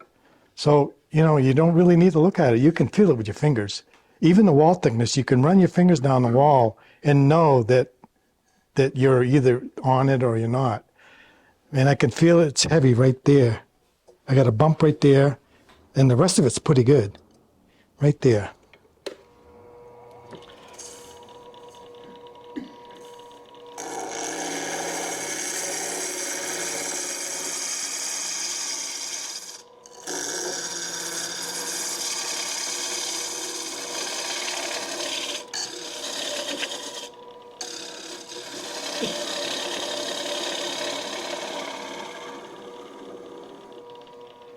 So, Claude, I haven't seen you measure your bowl depth at all. haven't seen what? I haven't noticed you measuring your bowl depth, the inside. Well, this one, a good point. I kind of know where I'm at, or I think I know where I'm at. Surprise the goodie. So how do I measure the, you know, you can use a pencil and you can eyeball it. So eyeballing the rim on the edge of the pencil. And, you know, I still got a good 1/4 inch there. 3/8 maybe. So, you know, I knew this was a 3/4 piece on the bottom. So I kind of had an idea where I was at and that I wasn't getting close. So that's why I hadn't measured it yet. But, you know, you can use a straight edge and a pencil is what I usually do. I don't have a straight edge here to show you, but. So I would be happy with that. I would sand this, completely sand this before I do anything else on a yarn bowl. If I wasn't really happy with, if I got a little bit of tear out, this feels really good. I mean, this feels pretty, the transition is really smooth all the way to the bottom. Now, I'll pass this around. You'll see some tear out a little bit. So I do have a little bit of tear out right there. Again, I'm going up against the grain, you know, so do you dare put in a scraper? Do you ever use a negative rake scraper? I have one and I have yet to figure out how to sharpen it. So yeah, you know, I've been experimenting. This is a regular shear scraper. So you can use them by cutting on this burr. There's a little bit of a burr there.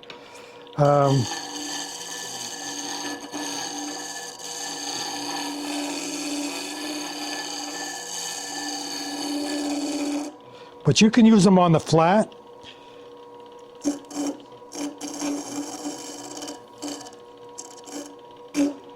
But you got to be a little bit careful.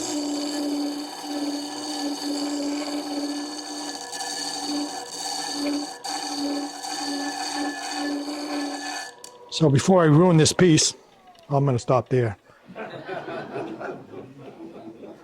But I've blown up bowls with these before, if you're not careful. They're made for really light cuts. So, you know, I kind of talk to my students about, you know, you're petting your cat.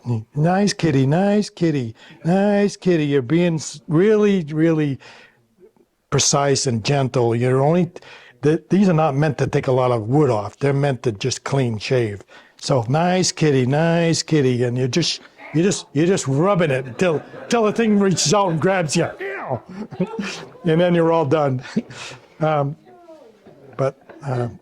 So I'll pass this around. It's not. This would be, yeah.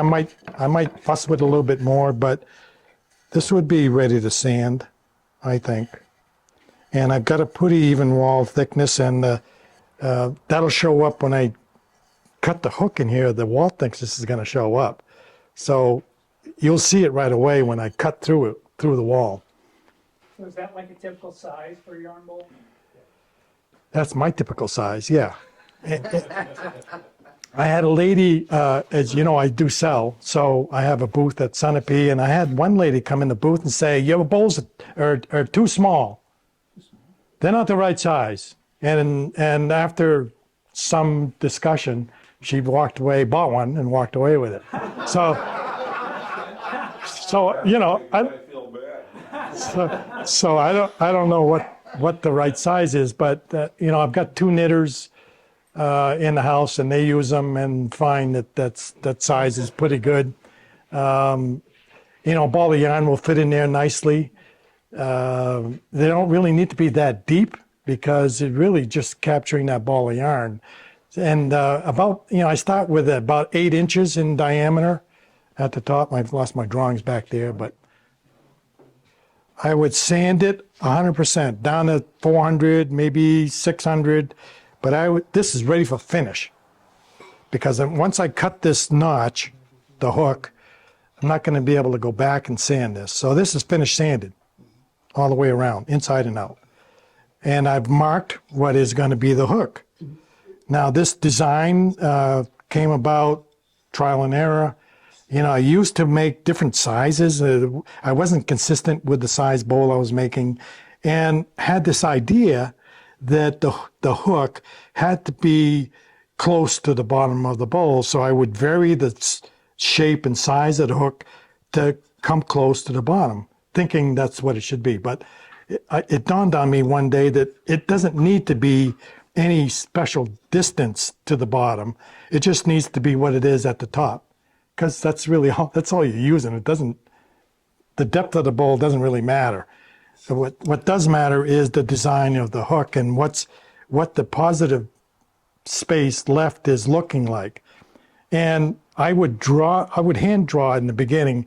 I would hand draw this hook on there and bring it to Angela, and she goes, Dad, that's no good. Take an erase. She would erase the whole thing, and it should look like this. And so we had something to work with, and we do that every time. I'd draw something on. I want the hook right here. I'd have the spot picked out on a solid bowl, and she'd like, I don't think so. And then eventually we came up with a final, what I think is a final design, and we created a little template. So we weren't guessing at it every time. So we had a couple of templates. I say a couple because depending on if you're trying to cut out a defect, a small defect in a bowl, you might change the size a little.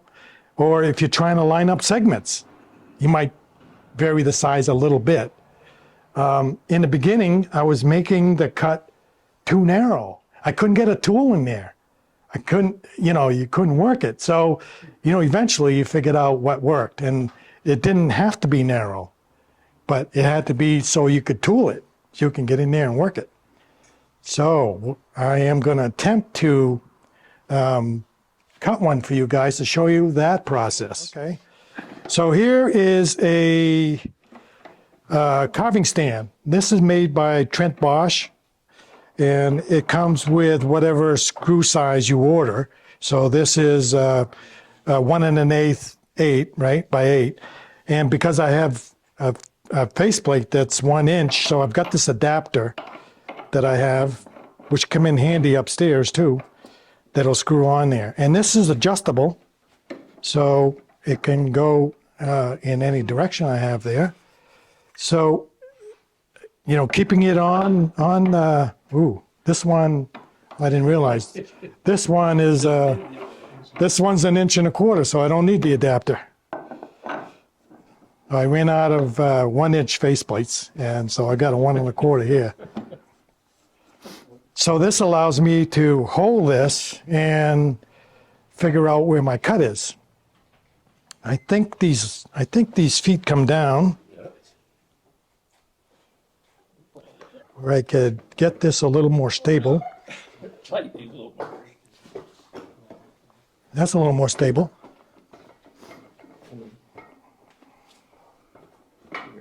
Oh yeah, I'm solid now.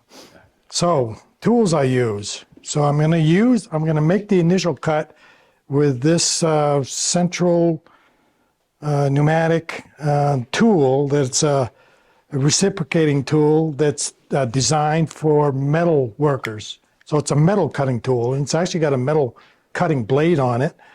It's an air tool, obviously. So I'm going to grab this air hose back here. Vibrating, aren't you? And the compressor's off right now, so it's not going to kick on. And I don't know if I'll have enough air to get me through it, but so I may have to kick it on and put up with a noise temporarily. So my initial cut is, I want to leave that line.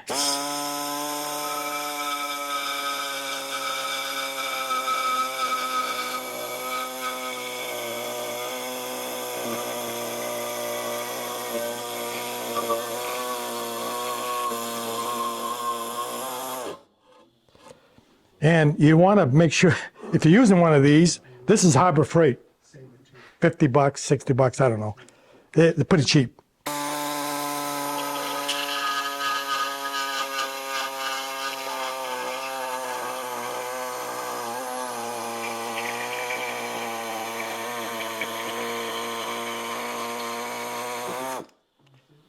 Here's one cut. So yeah, you want to make sure you stop this before you pull out and you're jabbing your piece and marking it up. Ask me how I know that.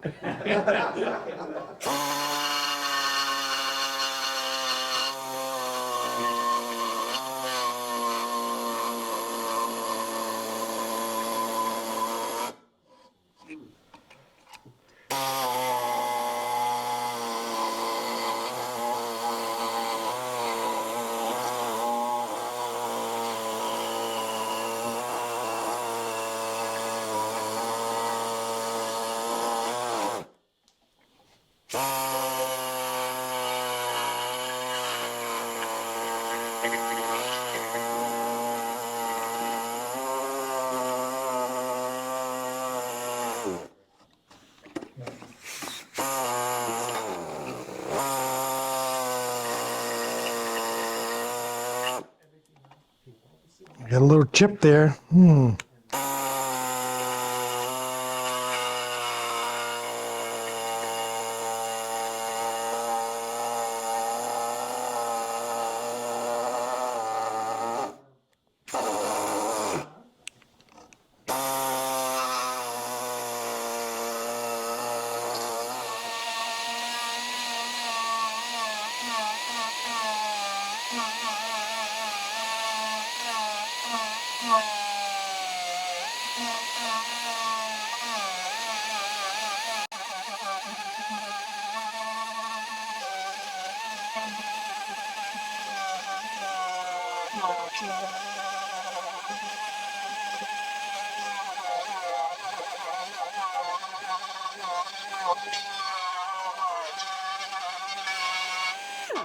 I usually have earmuffs on when I'm doing this, for obvious reasons.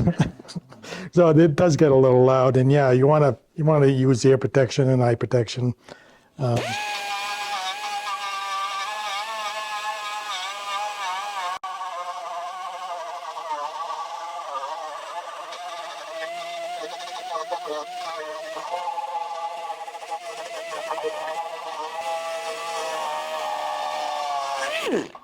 So it gets a little grabby when you get up to the stop edge. So you can see I'm holding this steady, and I can angle this at any angle I want, and I can double check.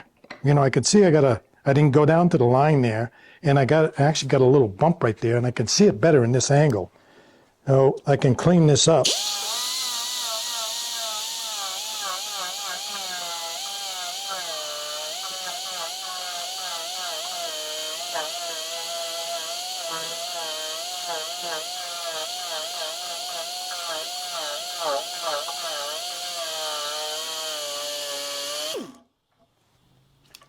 Do you prefer that over your Fordham? So yeah, I'll get to that in a minute.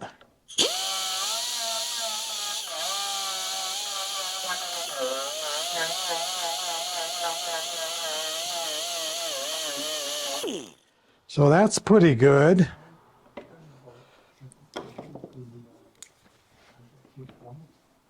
And I want to tip it to the inside and see what that looks like on the inside to see if there are any bumps in there. When sometimes you'll end up with some weird angles there, but that looks pretty clean. So I would finish off with, I do have a Fordham, as Bill pointed out, and I've tried a gazillion, and I have a box full of these fittings that I've tried and bought and sanded. Nothing really worked great. I do have this one sanding disc that does fit in this little notch that I got that took a while to create. And so, you know, when I'll go from that burr to this sanding thing, and I do have a controller here that I'm trying to get my foot around. And I do have a dial controller for this that I somehow burnt out. So I would clean this up again, kind of feather these edges back into the bowl edge here and get rid of those burr marks. And it isn't going to take much. I'm almost there already.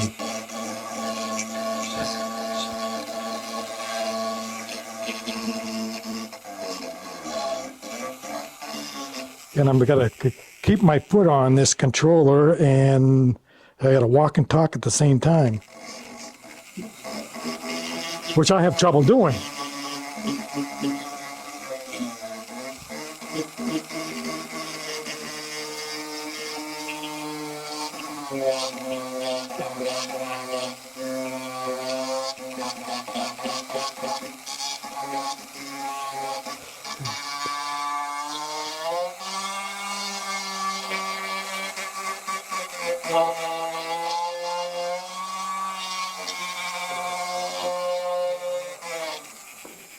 So enough of that.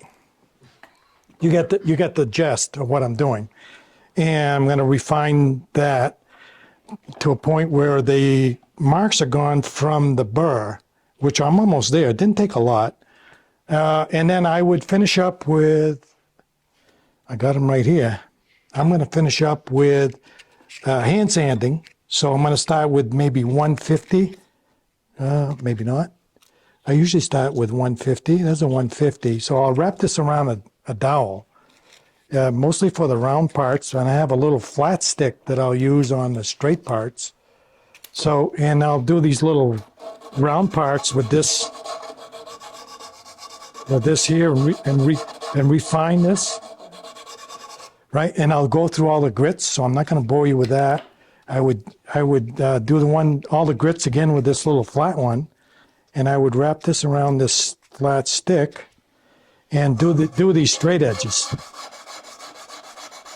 right? And blend that in at the top, and I'd get it smooth with all the grits. And then I would finish up with, I would cut these edges with 400. So I want to make sure these edges have no, what the yarn will do. They'll catch on the slightest little thing. So you want to feather all these edges both inside and out. So I'll get that all smooth, and I'll end up with a finished piece. So, and then I will put this back on the lathe and I will do a once over, but you really can't sand this much anymore. I would kind of sand this by hand. If I got a little chip right there, I would kind of feather that away and clean it up, kind of thing. And then, so I'm not going to take this off, but I've got one that's all sanded. So I've gone through the trouble of getting this one all finished sanded, and it's ready to come off the glue block, which is why I saved this one to show you that process. So I've kind of hand sanded this and cleaned up these edges like I described. Got this where I wanted it. And the last thing I do is get this off the glue block. So remember the CA glue, right? So I am going to take this and smack it. Hold on to that, Ange, with one hand and the camera on the other hand. Multitasking. So it's off the glue block without going through the trouble of cutting it off. So I got a little chip that'll come right off. But you can see the drops of CA glue that I put on there. And the CA glue, I did this 3 months ago, but the CA glue is so brittle, it actually snaps right in half. So that would have been a lot of trouble to take a parting tool and part this off. That would have been a lot of work, a lot of trouble, where I can just snap it off. Now I would go back to my lathe and put this in the large jaws, and I would pin it with my tailstock and clean this up. And I would do my little detail that I was talking about. Do you have a center mark on there now? No, but I'm not gonna go back to the outside. I'm not gonna touch this outside. I'm never gonna, yeah. So if I'm off a little, you're never gonna see it. I am gonna make that little groove that will show whether I'm centered or not, but it's gonna be pretty close because my chuck jaws will center it. But because this curves in, the little nubs that hold the bowl in place probably don't hold as well because it curves back in. So I always pin it with my tailstock with a blunt end just to hold it there, and I'll carve this. I'll hollow this a little bit so that it doesn't rock, right? You always want your bottom of a bowl to be hollowed to the middle so it sits flat on the rim. So, and that'll leave me with a little piece I can't get that I will chisel off with a chisel, and I'll come back and clean that up with my little sanding tool that's here somewhere. Oh, right here, right in front of me. So I'll get that down to a nub. I will take my chisel and I will go with the grain and chisel that little nub off that's left in the middle. And then I will clean that up with my sander here. And then I will take some hand sanding with the grain and clean that all up. And that'll be a finished bowl. So what's a finished bowl look like? Well, let's take a look. So I've got two finished ones here. They're actually part of the article. So I've got a walnut one and a cherry one. They're a little bit different in height because I started with a 3/4 piece here, and the cherry one was more closer to an inch. So they're at a different height a little, but not by much, by a little. So we can pass these around and take a look. But what I'm after when I'm creating the hook is the look of this. What's left, the positive. And you can only see that along with the negative part. And that's, I've never broken a hook off, either segmented or solid. So certainly could break, if you dropped the bowl, you could break that off pretty easily. When I'm cutting it, no, I've never broken one off. So. Use for finish. So I'll get to that. So you non-segmenters, I know there's a lot of you that are never going to do a segmented piece, but it's the same with solid wood, right? Here's a solid wood one, the same idea, same kind of design, just used in solid wood. And, I'll rough turn these and leave them thick like you do to any other bowl. I'll turn them green. I'll twice turn them. I'll get them down to a size that works, a final thickness. And yeah, the cuts, all the process is the same, whether you're doing solid or segmented. So that's so what's the finish? I'm using water locks. Who asked that? Yeah, I'm using water locks, Tony. I'll do a couple, actually about 4 coats. Works pretty good. There are two sheens on water locks. There's a satin and a gloss. So the satin says sealer right on the can. So I like to use the sealer first with the first coat. So I'll take that sealer coat and I will coat this. It's a wipe-on varnish, right? So I will get this wet. I'll wipe it on with a rag and let it set for 10 minutes. And I'll do it again. I'm gonna grab a little more finish and I'm gonna do a second coat to make sure I got, some places might penetrate more than others. On a solid bowl, you're gonna get end grain more so than I do here. So it'll absorb more on end grain than it will on face grain. So I want to make sure I got a good even coat and on the first coat with the sealer. The second and third coats build up a lot quicker if you do that on the first coat. And I cut it by 20% with thinner. So I start out with a brand new can. I cut it 20% right out of the back, right out of the can, and I put it in one of those stop loss bags. Thank you. And they work pretty good. I've had a lot of luck with the stop loss bags. Otherwise, if you don't use it often enough, it gels up in the can, and you got something you can't use. I always get a little gel on top of the stop loss bag. If you get it to the very top, you squeeze out all the air, you get very little at the top. But even if you get a little, you can scrape that away and you're good to go again. So what'd you lose? Barely nothing. Well, I tried to poke it away and Yeah. it ended up inside and then it Yeah, well, yeah, you gotta, Also tilt the got back done. down so that That's a good idea. yeah, you could squeeze it at the top and kind of poke it away without pouring finish out, so. So you, on that first coat, the sealer coat, you rub it on, you wait 10 minutes, rub it on again. Do you rub off the excess? Usually I'm not ending up with a lot of excess.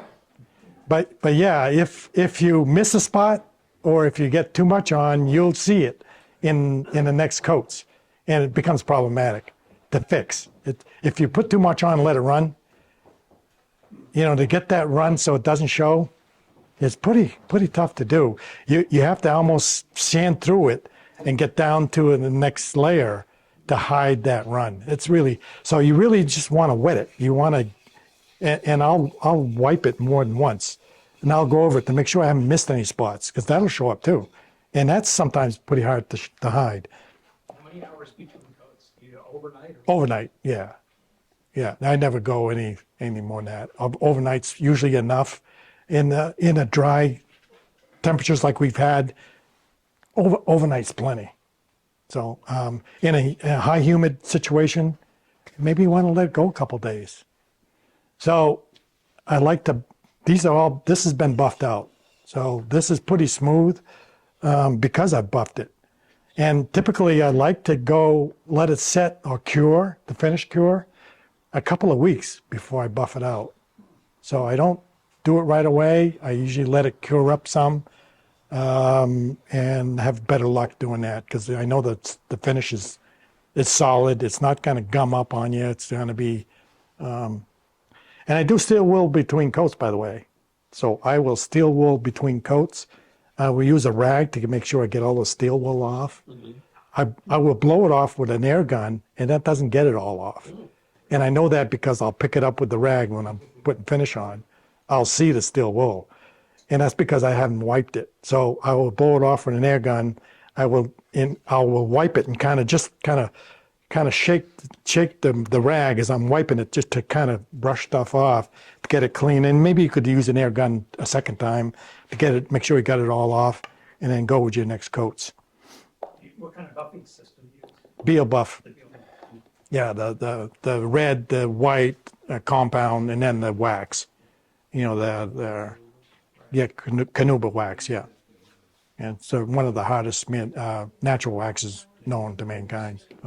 So, if you don't have the large jaws, what I've also done, and not just any bowl, is I've got a piece of plywood on a faceplate, and you could pin a bowl with your tailstock and get it that way. And I've done many of them that way.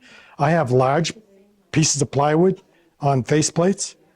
Some of them I just chuck up. And if the bowl, and I have turn bowls that are too big for my large jaws.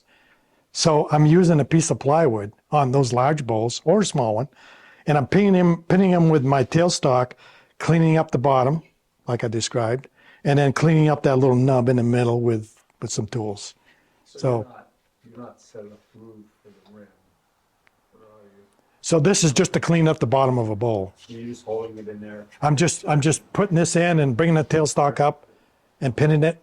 So, and I have a life center that doesn't have a point on it. It's meant for pen making, but it doesn't leave a mark. So on these yarn bowls, I'm not taking a lot of wood off. I'm just gonna take a skinny off that's to get it hollowed. So I don't want a pin mark that's gonna show. I don't want to use a point, a spear point in there, because it'll show up in the finish. So I want to use a blunt end. So that's why I use that pen making thing, pin it up there so it doesn't leave a mark. And then I can easily sand it off. So. How slow are you running? I'm sorry? How slow do you run it? When you get to this part, yeah, around 600, or less, a little bit less. I think on my latch jaws, what do they call those? Not a Jacob's duck, but Cold jaws and Longworth. so it's a Longworth chuck. So they tell you right on there the maximum speed is 600 on the Longworth chuck. So I'm usually right around 600 max. You're running a little fast and we've got a tail stock. Yeah, probably. But I don't usually chance it. But yeah. Whenever I'm using that chuck, I always have the tailstock up against it, and I take it off at the last minute and I do light cuts. I've had them come off before, so that's not good. You spent 3 hours finishing a bowl and it comes off the lathe and it's no good anymore. I think I covered everything that I wanted to cover. Other questions? All right. All right, welcome.